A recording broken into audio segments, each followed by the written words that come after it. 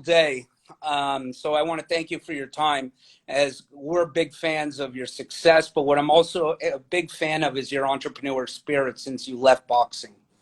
Let's start with your first venture, Tyson's Ranch. In 2018, you opened the Tyson Ranch. Tell us about this and what the future holds for this venture. Well, Tyson Ranch is the future of high-end cannabis-friendly alcohol lounges, and it's going to be it's two places. We have one in Antigua, West Indies. We also making some in Ohio, up here. Hollywood. No, the one up Desert Hot Springs area. We're gonna make a camp there. Those are gonna be the spas and the resorts, and then we're gonna in the West California, Westwood area in California. We're gonna start building Tyson luxury lounges and Santa Monica and the central Los Angeles places. I love it. Amazing.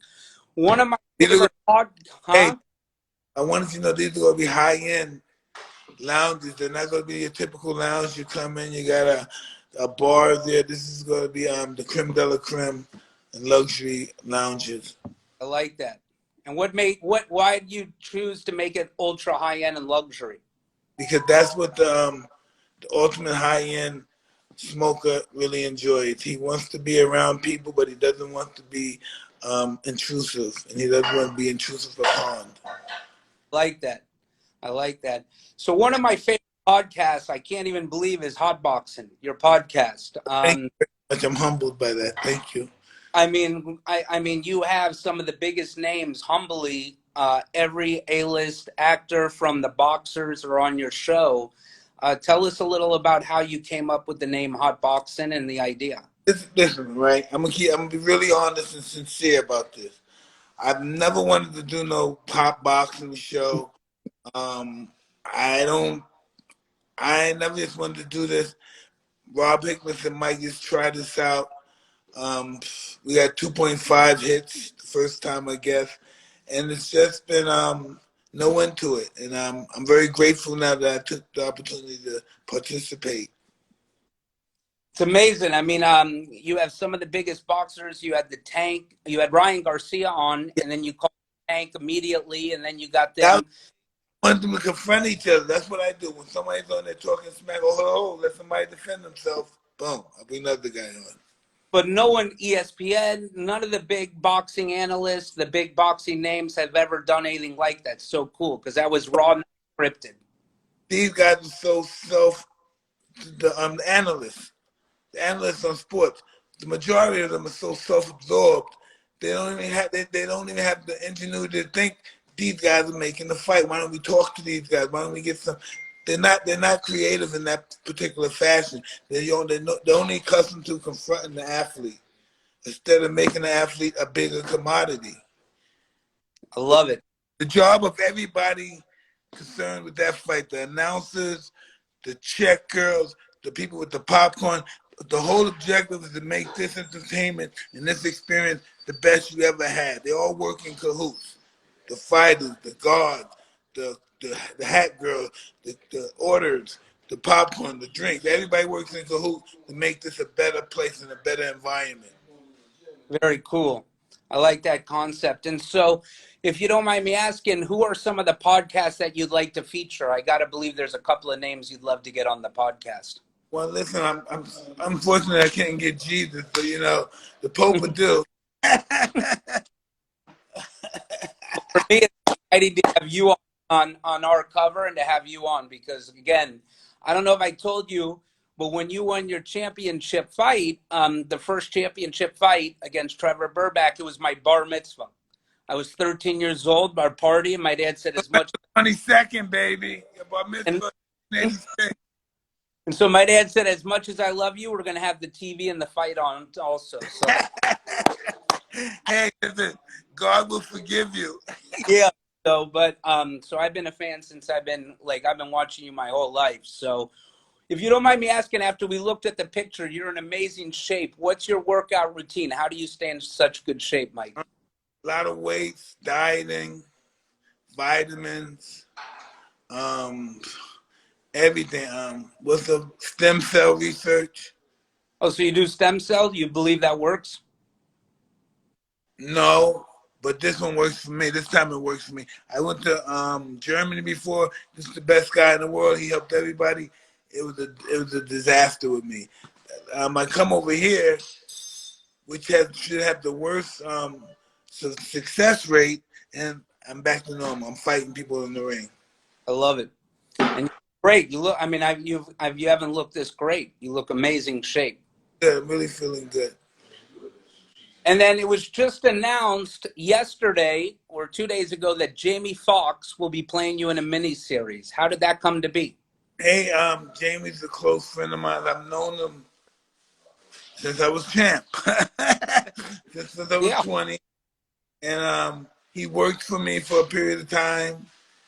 Um, and he's a really kind guy, very intelligent man, and he deserves everything he has, and he deserves to portray me as well. He worked for you? What did he do for you? Well, we had phones and pages back then in Los Angeles. My friend Kevin Soyle asked me to get involved and give him some money for this stuff, and so we did this stuff, and he was working there. And most of the comedians worked for my friend Kevin, like Big Tiny Lester and all those guys. They came in, they worked for him till they became famous, and so that's how it happened. Very cool story. The good old beepers and the cell phone days. We're playing dice in the hotel, and Jamie's looking at us. Jamie doesn't know what to do. He's such a country boy from Texas. He see a whole bunch of niggas on the floor shooting dice, talking shit, motherfucker, nigga, bitch, I kill you, nigga. They got guns on him. He said, what the hell? He got a pencil pack and jacket. He's nervous. He got a jerry curl. Oh, it's You miss beautiful. Excuse me? Do you miss those days sometimes, just having fun? Do you miss those days? Those are the enjoyment days on my journey to much more enjoyable days. I love it. So, Really. if you asking, you have another venture as an entrepreneur is the Legends Only League. Tell us how that comes. Woo! Now that's amazing. As you see, we're bringing along guys like Jake Paul and them, and we're not promoters. We don't own them. We're not going to own you no more. One fight deal. You want to come back? You enjoyed our journey? Come on back. This is going to be no point. This is what my job is. By the time I die, the word promoter will be obsolete from boxing. I like that. Oh, the only thing you need is a trainer and a lawyer. And they will promote. The lawyers will be promoters now, pretty much. The lawyers are promoters. So basically, you want to remove promoters and just keep the money to the boxers and make sure they get the money. The boxers get everything. The boxers know all the rules, so they're responsible. If they don't know, they're late, tardy for any of the rules or any of the fees. They're gonna have all the rules, so they're gonna have an opportunity for the first time in history, collectively think on their own. And so that's basically why you started the Legends Only League. Exactly. If they make mistakes, let them make their own mistakes. Don't let other people make mistakes with their money and their family's livelihood. How important do you think it is? Because again, we meet so many athletes and business entrepreneurs that make a lot of money and then lose the money. How important is as an athlete to be educated when you're coming up with that money, to save the money and to invest the money so you have the money, so it compounds? Listen, when it comes to managing money, it has nothing to do with education. You have an art or you don't. So, like, listen, Mr. Rockefeller, John D. Rockefeller, when 1913 came, because he made the $1 billion in 1900, but when 1912, 1913, they administrated taxes on the United States. And that's what to keep guys who are the little guys like John Rockefeller from being the big guy. So they weren't that smart, so they cut up all of his office. So he had branches here, So they made him like McDonald's, and he made even more money then, and they tried to destroy him. I like that. But what really got him in trouble, because he's a lavish spender, so he spent millions for the garden and all that stuff. And his son had came back. John Jr. had said, "Hey, we can't do that. Let's pay $500,000 for the garden instead of $3 million." And he showed him how to manage money. He learned the art of money. The art of making money, he learned that real early. But the art of managing and taking care of money, he didn't learn that until his later years as an old man. Is that someone you learned how to manage money? And is that close to deathbed. Excuse me? Is that someone you look up to because now you're as an entrepreneur with all these ventures? I do respect Mr. Rockefeller because he had an upbringing kind of like me. Exactly. So you are the heavyweight champ, one of the baddest mans on the planet. How do you compare today's heavyweights to your time when you were fighting Lennox, Evander, some of the big names? They're really big guys, and they hit hard. Not much of them talent. I don't know. You know, it's just a good time to make a great division. Would you knock out Bronx Bomber in the first round in your best? I don't know if it's not gonna be no first round. It's gonna be a fight. It's gonna be a. And who do you think's gonna win between Joshua and Fury? Listen, I think I really think I like that. You know, I love fucking Josh, but I think this Tyson's too elusive. He's not gonna hit him. Listen, we keeping it honest, right? I like Joshua. I like Joshua a lot, right? He don't punch. Maybe he punch harder than what's the other guy? The black guy, Wilder. He doesn't punch faster than Wilder. If he doesn't punch faster than Wilder, he's not gonna fucking touch this guy. And that's just what I see. He punches hard, but he doesn't punch fast. If Tyson Fury can get away from Wilder's fast punches, Joshua might be in trouble. You just had Canelo on the hot boxing. Yes, with yes. Manager too. What do you think? What do you think of Canelo as a boxer? You think he's one of the greatest? Yeah, I think he stands out alone. You know, he learned so much from that Floyd Mayweather fight. Yeah, and he hasn't lost since. Yeah, he's gonna wind up retiring undefeated. I like to see him fight that Charlo guy. That's gonna be a good fight. I don't think that guy's strong enough, but I think that guy he's not afraid. He's smart, and he'll put up a good fight till whatever happens happens. Oh, Charlo's a good friend. I'd love to see Charlo fight Canelo. That would be an amazing. That's gonna be an interesting fight, but it's gonna be a knockout. He ain't going the distance. Oh, I like that. Going the distance. So let's talk about also. I love your philanthropy spirit. That's one of the things I respect. The Mike Tyson Cares Foundation. Yeah. Tell us a little about why you came up. Just about helping people, abused families that sometimes can't go home because there's abuse there. So they have shelters for them as well, and we make sure we take care of them, the kids, and everything. Get them homework, notebook, pen, pad. Make sure they have food. It's almost like a free lunch thing, where it's just beautiful stuff, man. And I just always wanted to do something. I just didn't have the knowledge on how to do it. I just, hey man, give my friend 100,000. Hey, but 100,000 could help 10,000 people instead of one selfish person. I can help 1,000 people with $10,000, right? Yeah. And that's how I looked at life. Why have $10,000 when you can help 20 people with $10,000? And to me, that's why I have so much respect for you, is your commitment now to do this foundation and to give back. And what you just said so important is you go buy a Rolls Royce and you could make yourself feel good, or you give that money to people and make many people feel good. No, listen, the Rolls Royce don't ever make you feel good. The next day you be like, fuck. Once you're driving out, people not say, hey, one thing not doing that no more. Hey, fuck this car. You need people attention because there's a big hole in me and everything, and it just absorbs everything, and I just can't find no happiness. So that's why I'm the way I am now. I don't want to ever have that experience with that hole again. It comes back. It doesn't go away when you stop. It's trying you every day. That hole. It's hungry. It wants to draw your soul down there. So when they called you to play in Hangover, did you think your part would, like that movie and your part would blow up? Hey, listen, yo, when I did Hangover, I was on so much drugs at that time. So I'm in Vegas and I'm in this private lounge, and I noticed they got these guys in here, and I'm Vegas. I'm the man, so I know I'm going there. I don't care who playing for this. The guys gonna let me in because I live there and I see these guys all the time. I party with the bodyguards, so they let me in. I'm in there, and then so Zach comes over and he said, "That's you, Mike Tyson. We're in a movie with you." I said, "You are?" "I am." "Okay." Then he went like this. "Oh, it's okay. You can stay here. I thought you was somebody. I didn't know you. I thought you was somebody trying to sneak in with it." And he said, "You can stay here with us." And I started laughing. "Thank you very much, Zach. Well, let me stay here with you."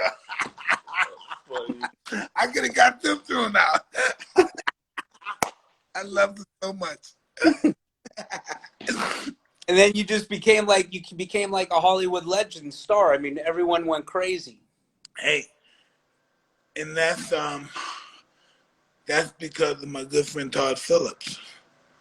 I was going downhill for a while. Then that Hangover stuff took me up, man. Put me in a whole different category. You know Listen, what it brought you back to people where they appreciated what you're all about, and that's what people love you, Mike. I thank you very much. Thank you. And I realized that. They just wanted me to start acting right. They And said somebody's gonna start getting this shit together. I understand yeah, people love you, but you said when you get your shit together. what about getting that tiger in the room and all that? I mean, was that crazy, or do you Hey, have it? stayed away from that stuff. um, that was really exciting in the movie. Yeah. I really like those guys and respect those guys, and they're a big part of my success and what And I'm. then after that, you came out with your show. I actually saw it in MGM. I saw both shows. You also were going to come out with a second show. I saw the second show also that you did. You did it in the MGM, like a Yeah, small room testing, and it yeah, was. that's something my wife created for us. It's something that everybody wants to see, and it's always it's just never off season. They want to see it all year round. But how crazy was it to become a Broadway show and then have one of the greatest directors, Spike Lee, direct it and be involved in that? I was very grateful and happy, and Spike was just man, he was just the bone we needed. Mm-hmm. So, Mike, to finish it off, I got to ask you. They're talking about you fighting Evander Holyfield. Yes, Do you see that happening, or who else would you like to fight? I see that happening in the near Oh, you. future in Holyfield. Yes. Only thing we have to do is get some a small fundamental difference, get some paperwork done, and it's on to the races with me and Evander. I like that. You know what I like is now you're smart. You understand the paperwork, and you don't jump in. You while getting the. 100%. I'm not. Well, listen, I've learned so much. We don't need promoters. Promoters, they're what's a promoter? Overrated cheerleader? Overrated cheerleader. Uh, they tell a fighter how great he is. Yeah, you're the best. We're gonna beat everybody. What do you need? I like the promoters personally, but what do you need somebody in that position of business I agree. to dictate your business? Now you gotta be nice to this guy, kiss his ass because he's the boss. No, you shouldn't have to do that. You should just go get the check and go what the hell you want to do. Don't have to talk to nobody, So, right? Mike, I agree. I think it's amazing, and you. I mean, to see you set up your own league and to become a smart entrepreneur, businessman is amazing to watch this happen. And I think it should be a role model to a lot of athletes. I have a whole bunch of merchandise getting ready to come out, and everybody's just going mad about it, and I'm just looking forward to this. Well, tell us a little about that. How are you going to drop it? Well, my merchandise, Yeah, we're doing close around fight time. but it's going to go on your website, right, Mike Yes, Tyson? yes, yes. And what else can you get on your website? Hey, listen, man, it's almost like the dark web. You ask for something, and we have it. I like that. I like that. So, Mike, before we go, is there anything you wanted to tell us? Or there's a lot of people on that are huge fans of your success. Again, I love the cover. This was an amazing cover. I just want everybody to know, the fight is on with me and Holyfield. And Holyfield's a humble man. I know that. And he's a man of God, but I'm God's man. And I'm going to be successful May 29th. Mike, I just want to tell you, I've been a fan of yours for many, many, many years, and I've met you many a times. You've always been a gentleman and a class act, but to have you on the cover, this is actually, I don't know if you remember, this is your second cover with their magazine. And The first, let's make three the couple. let's do it. But thank you so much for your time, and keep it up. Thank God you, bro. bless. God bless you.